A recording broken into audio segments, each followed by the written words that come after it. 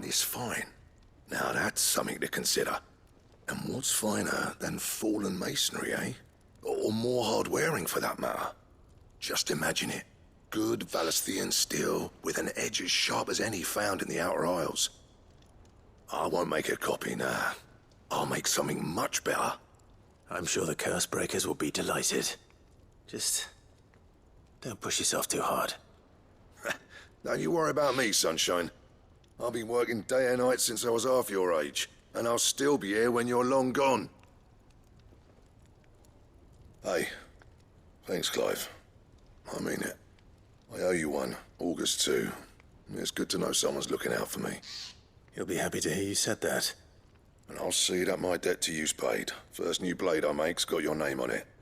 You come and find me when you've got the materials. All right. I will.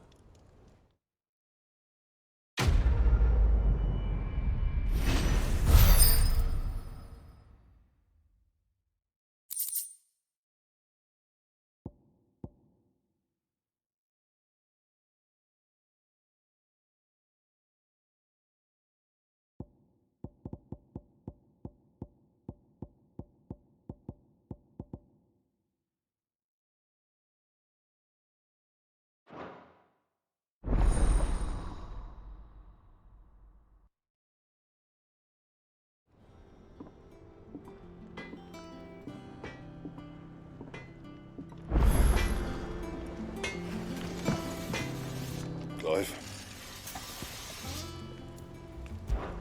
So, what'll it be?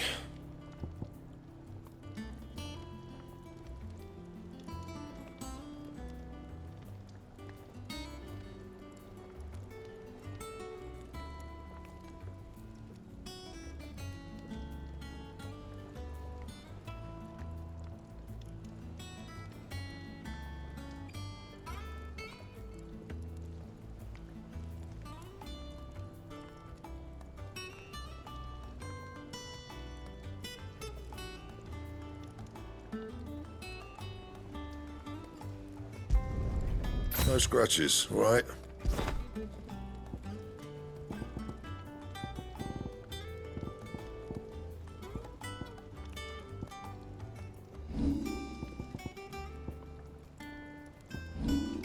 That it? Fine.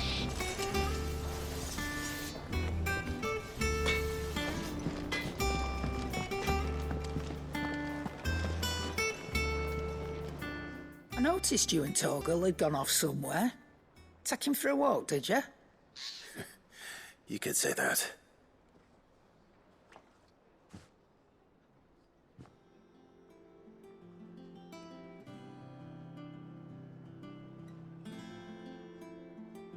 So, Molly's leftovers weren't good enough, eh? That'll teach me for treating you like you're still a pup. All right, no need to shout. Now we know what you're after, I can see about getting some in. Speaking of which, I brought one for later. Can I leave it with you?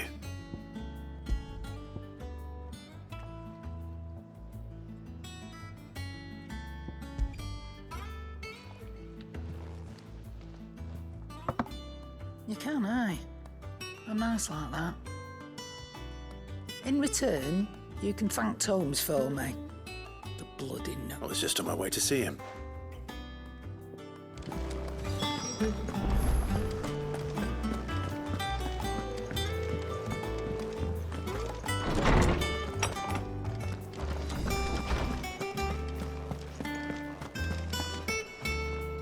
Ah, were you able... We were indeed, Lawsman. You pointed at... Very good. Lady Karen sends her thanks, by the way. Ah. But that reminds me. Do you recall our conversation concerning Lady Jill's role in Torgal's transformation? About how she somehow woke the power within him. Precisely that. A reasonable conclusion, I thought. But one which raised certain questions in my mind.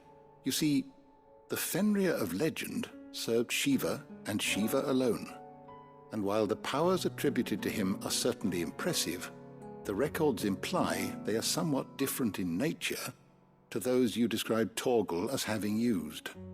What are you suggesting? that Torgal may be the beneficiary of more than one icon's power. Consider that in addition to Lady Jill, he has served as a loyal companion to you, your brother, and even the late Cid. In short, the icons hitherto near at hand, or should I say at paw, have been diverse and plenty, and that number has only grown as the realm's dominance have fallen to your sword. One can but speculate as to how all of this has affected Torgal. He has seemed more fierce of late. And if I am not mistaken, he will grow fiercer still. We are fortunate indeed to be able to count him amongst our allies and not our adversaries. Oh, he's more than an ally. He's a friend.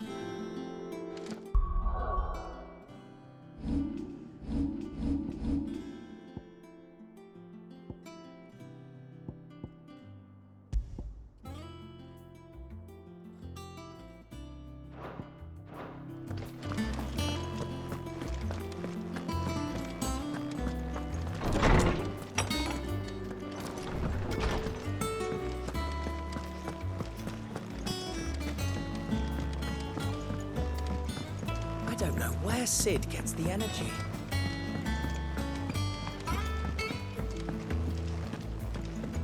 Mid told me she was building a ship.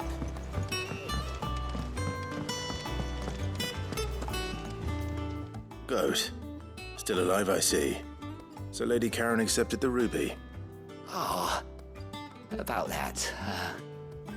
I tried my best, but she was just too stubborn to take it. She threw it right back in my face, in fact, and told me I could stick my stupid stone where the sun don't shine. Karen refused payment. I hope it wasn't something I said. I'm sure you were as tactful as ever. Let me see what I can do. Wonderful. I hope you have better luck than I did.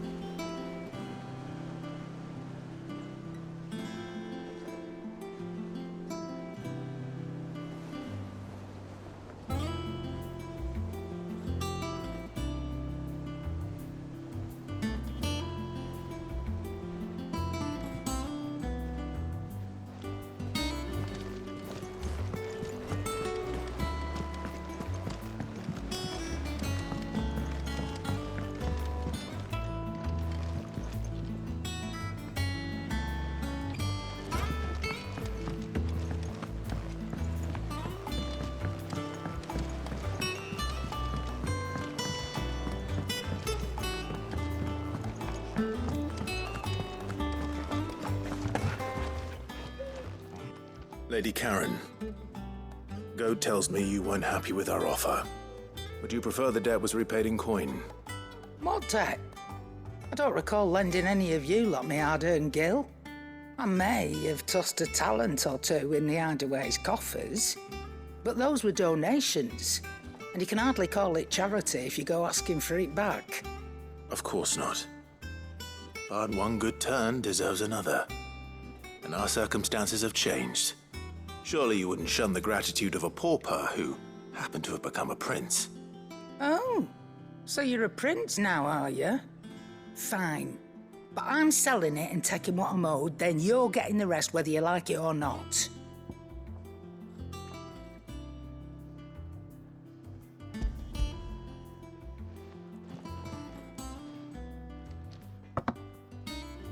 Where'd you even get this? A decent trader might nab 1,000 talents for a star ruby. A canny one, meanwhile, might claim it were nicked from the belt of Cid the Outlaw himself and ask twice as much. Might be I already have a buyer in mind. Might be you even know her. A fine continental maid whose beauty's only eclipsed by a guile in commerce. You wouldn't mind, would you? Not at all. Just be sure to tell her that it's always a pleasure doing business.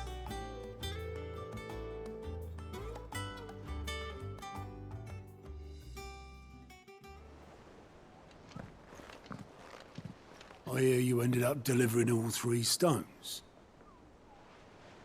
Thanks to this lump. I sometimes wonder what I pay you for. Speaking of which, I still haven't been paid last month's wages. Oh! So you remember what's owed to you, then? Get your ass behind that disc of yours and don't get up before those ledgers are square. Right away.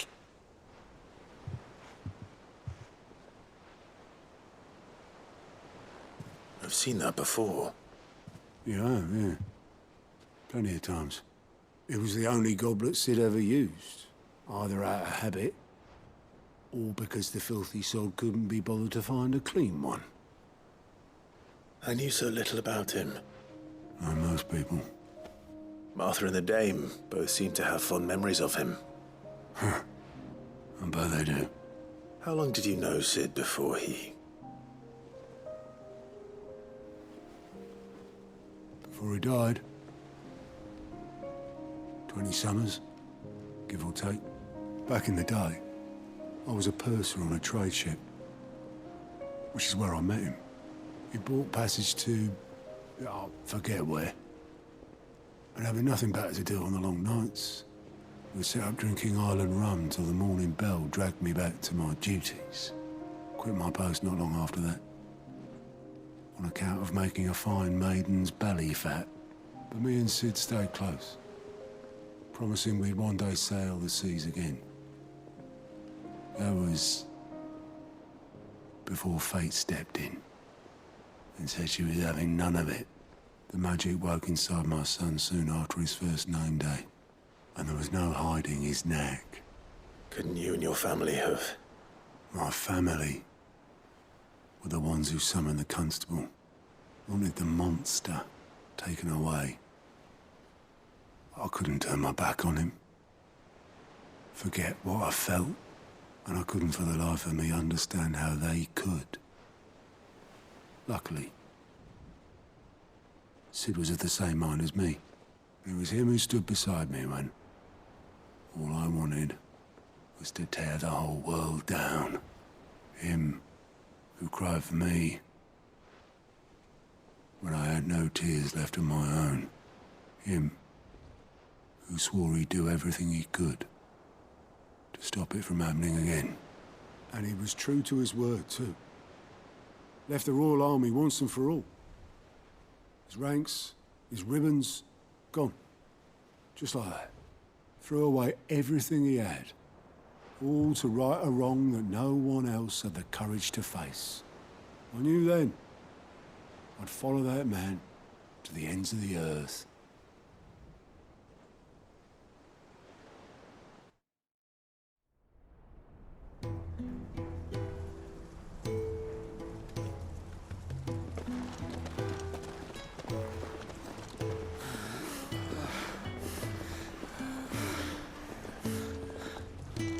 He was always too clever for his own good, was Sid. Saw the world for what it really was, while the rest of us were content to go along with the lie we were shown.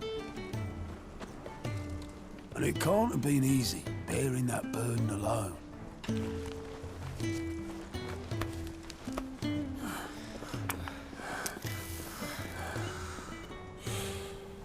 But he didn't let it stop him. He never lost faith in what he believed was right. And that gave us faith in him. Faith he'd steer us true. So I swore to myself that I'd always be right behind him, ready to catch the stubborn sod if ever he should fall.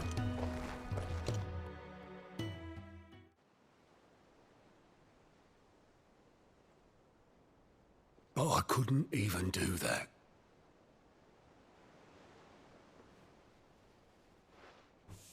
Ignore me. Just the ramblings of a tired old man. Leave that lot. I'll tidy it up in a bit.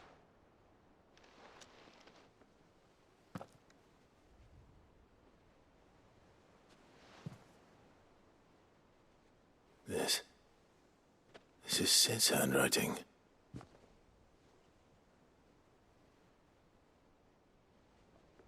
Dear Otto.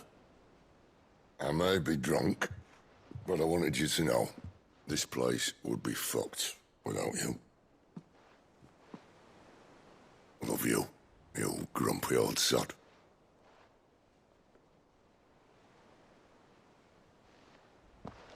This note.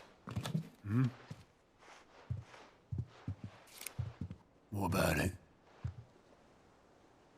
Sid was right. Without you, we'd all be lost.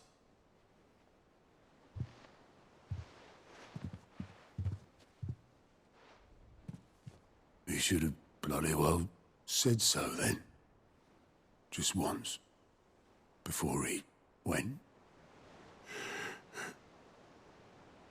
But then, why would he? Him, or anyone? I'd only have told him to piss off.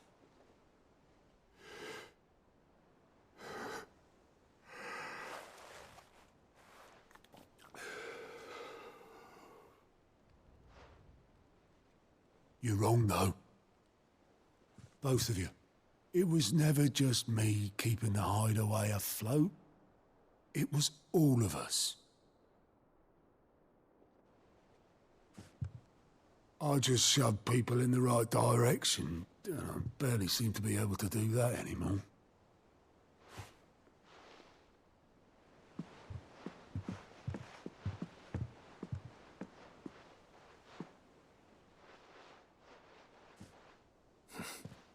Would you rather go at the helm? Well, maybe I've got a few more years left in me. I'm going to hold you to that, Otto. Before you go, Sid would have wanted you to have this. But that's... This'll do me just fine.